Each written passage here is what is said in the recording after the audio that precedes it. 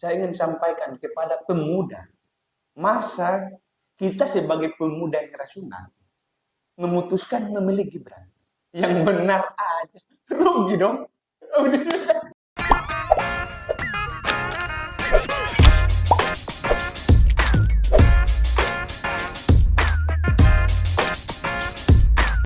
Oke baik, bismillah, assalamualaikum warahmatullahi wabarakatuh. Jumpa kembali bersama Hendrik Majid. Pada konten kami kali ini, kembali kami akan membahas tentang Pilpres 2024, di mana ada salah satu kandidat capres, dalam hal ini wakil presiden, Gibran Rakabuming Raka, mengklaim bahwa beliau adalah sebagai seorang pemuda dan dia meyakini bahwa seluruh anak muda pasti akan mendukung beliau karena dia anak muda.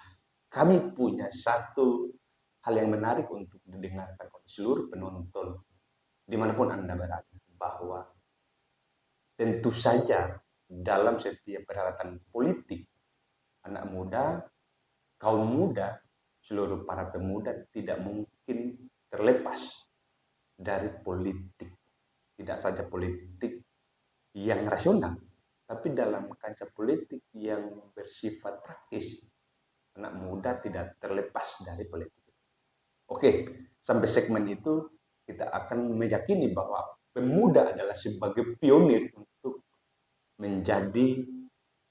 membawa politik ini pada ranah yang kita sebut sebagai politik substansi.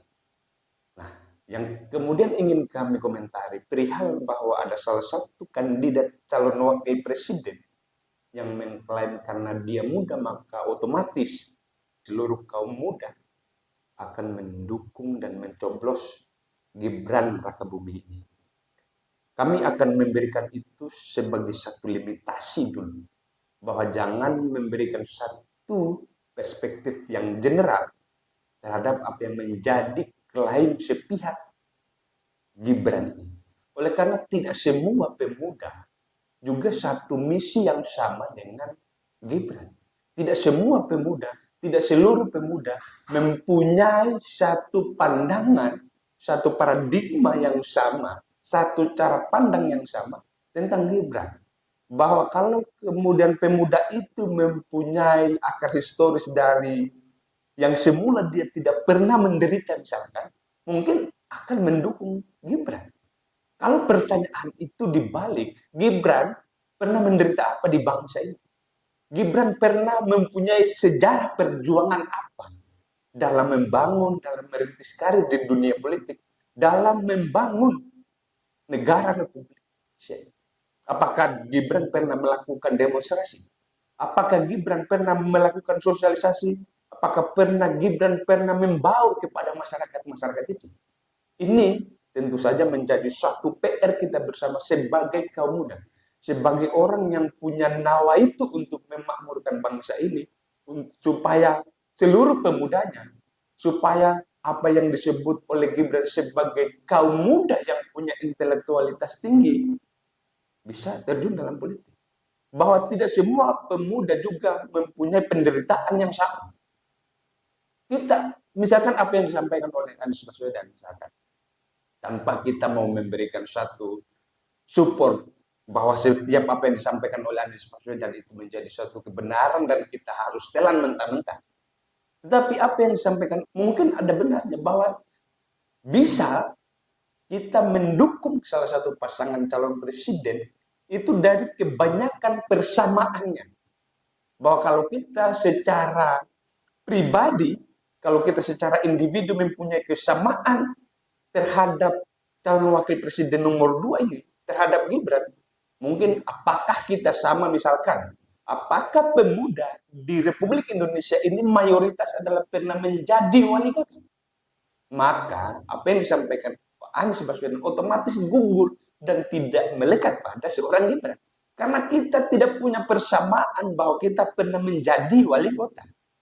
Yang kedua, bahwa Gibran mengklaim bahwa dia sebagai anak muda dan karena dia anak muda, maka seluruh anak muda harus mendukung dia.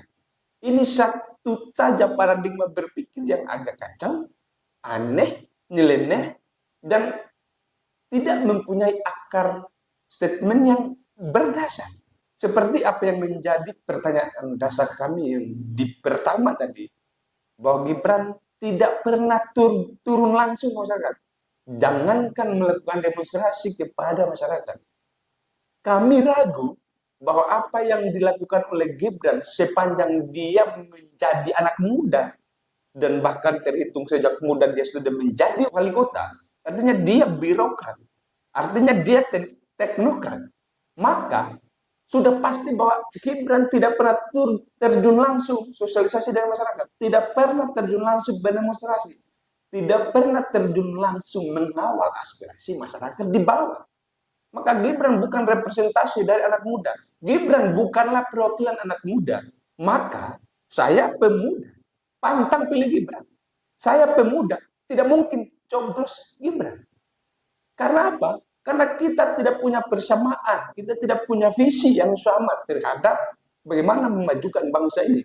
Bahwa kemudian Gibran mengklaim dirinya muda dan dia mengklaim bahwa dia akan dicoblos oleh seluruh pemuda. Tunggu dulu, bos. Maka itu satu hal yang kita ingatkan kepada seluruh masyarakat Indonesia. Itu satu hal yang kita akan terus perhatikan, kita akan terus mengarahkan seluruh masyarakat bahwa tidak mentang-mentang kita muda, tidak mentang-mentang kita berjiwa muda, maka kita akan memilih Gibran. Nah, yang paling penting apa dalam Pilpres kali ini, dalam Pilpres 2024 ini, bahwa hampir 80% seluruh pemilih itu tercatat sebagai pemilih muda. Artinya seluruh generasi muda adalah sebagai satu entitas, sebagai satu kelompok yang dominan. Jadi kaum muda mendominasi pemilih dalam perhelatan Pilpres 2024 ini. Tidak sedikit juga yang menyatakan golput, tidak sedikit juga yang menjadi tim fanatik daripada salah satu pasangan calon. Bahwa yang golput kita akan sampaikan bahwa dalam momentum Pilpres ini, memilih dan tidak dipilih pun, tetap presiden kita itu akan lahir, tetap presiden kita itu akan tercipta. Kalau sebagian besar kaum muda tidak menentukan arah politiknya, yang politik itu kita harus maknai sebagai satu jalan tol untuk mencapai visi.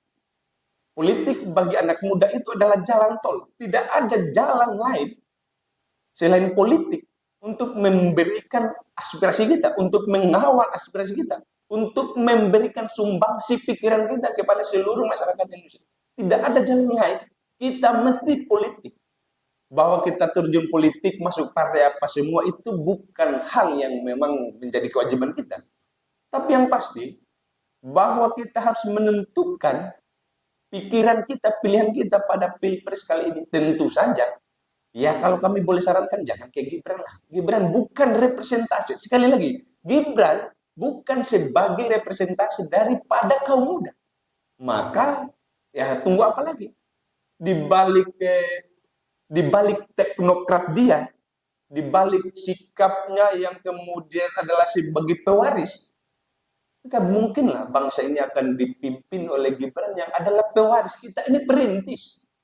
Maka hanya perintis yang tahu bagaimana derita membangun bangsa ini. Hanya perintis yang mampu mengetahui bagaimana penderitaan masyarakat di bawah. Ya kalau pewaris enak-enak aja. Mereka tidak mungkin dan tidak pernah bersentuhan dengan bagaimana nasib orang-orang yang ada di bawah. Tidak pernah bersentuhan bagaimana kemudian mengawal aspirasi masyarakat sampai tuntas. Maka Gibran hampir dipastikan tidak punya rekam jejak, tidak punya riwayat hidup selama hidupnya.